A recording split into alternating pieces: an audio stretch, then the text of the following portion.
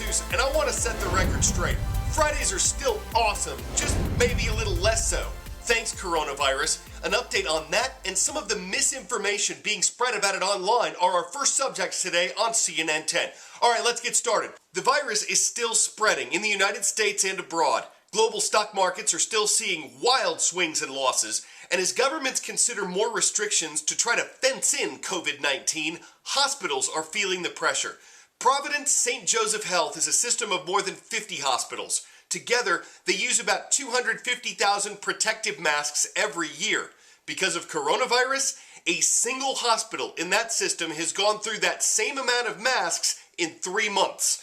So some health systems are getting creative, sewing masks together or teaching people how to make them at home to deal with the shortfall. Health facilities that can afford it are also ordering more ventilators to help people with serious cases of the respiratory disease.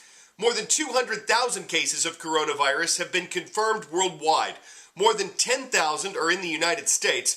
They've now been confirmed in all 50 states, and New York has been the hardest hit with more than 4,100 cases. While there's still a lot that doctors don't know about this disease, they say they're learning more every day. For instance, new studies indicate that people who are infected but have no symptoms may still be able to spread COVID-19. So they're urging Americans, young people in particular, to stop attending large gatherings and to stop getting together in big groups. Officials are concerned about scenes like this one. This video was shot on Wednesday on a crowded beach in Florida.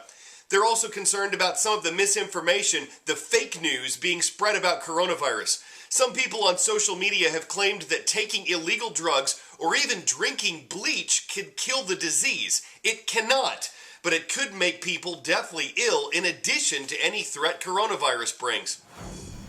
It's not just COVID-19, better known as the novel coronavirus, that's spreading fast. There's a flow of misinformation online about the virus, and health officials are mounting a concerted effort to combat it. They're calling it an infodemic.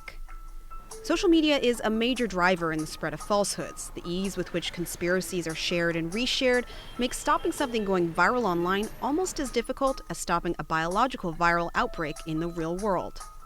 A 2018 study by Facebook found information, including misinformation, can spread like a virus. Each person passes it along to almost 2 others.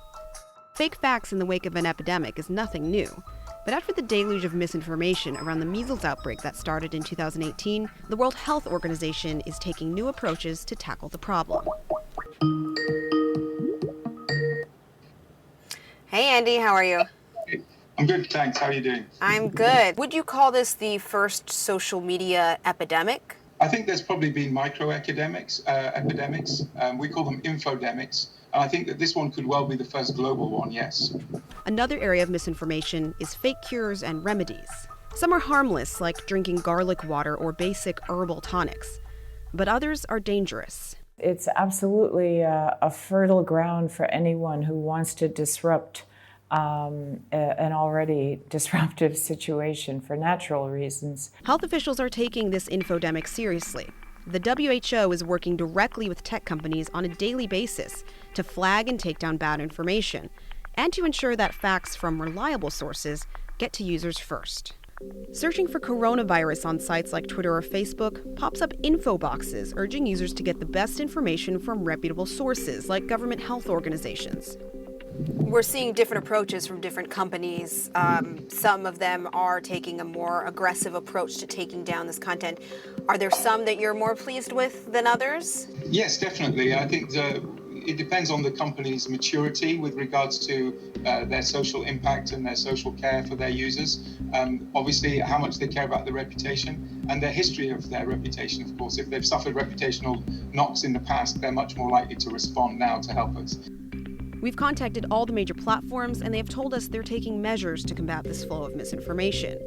But these measures don't catch everything. It's very difficult to just delete unless it's very clearly misinformation. And the tactics are not necessarily wrong. They are, in fact, provoking questioning and doubt, and you can't delete doubt. In today's online world, there will always be misinformation. The challenge now for governments and platforms is how to fight a virus online.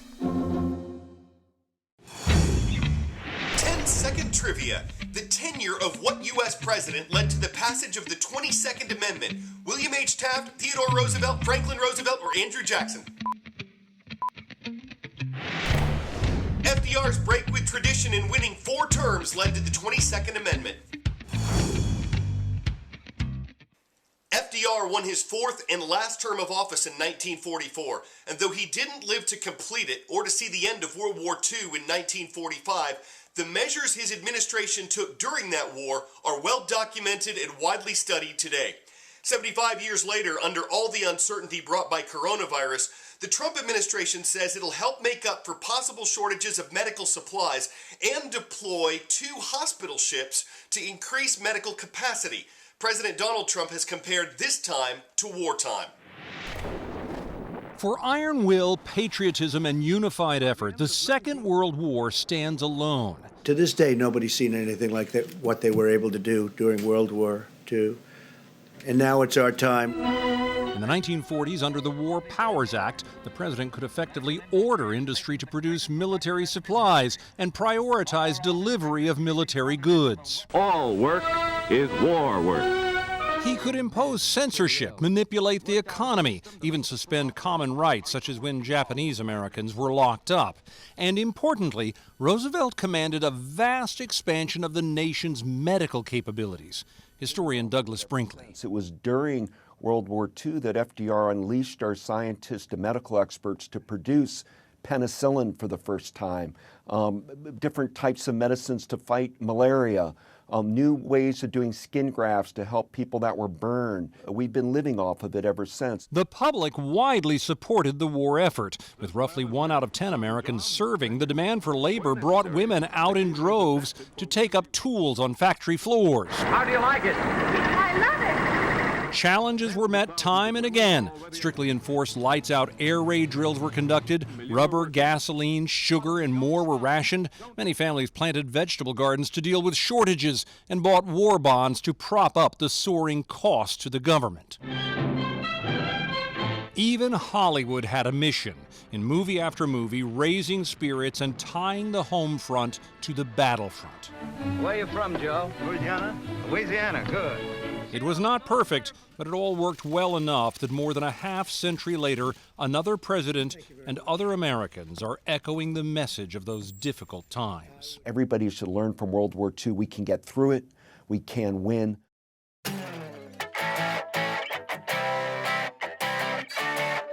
Okay, I know these are strange times, but why would you call police on a family of ducks? Well, the reason was that they were in a dangerous part of town, one with people and traffic and not a lot of good places to roost.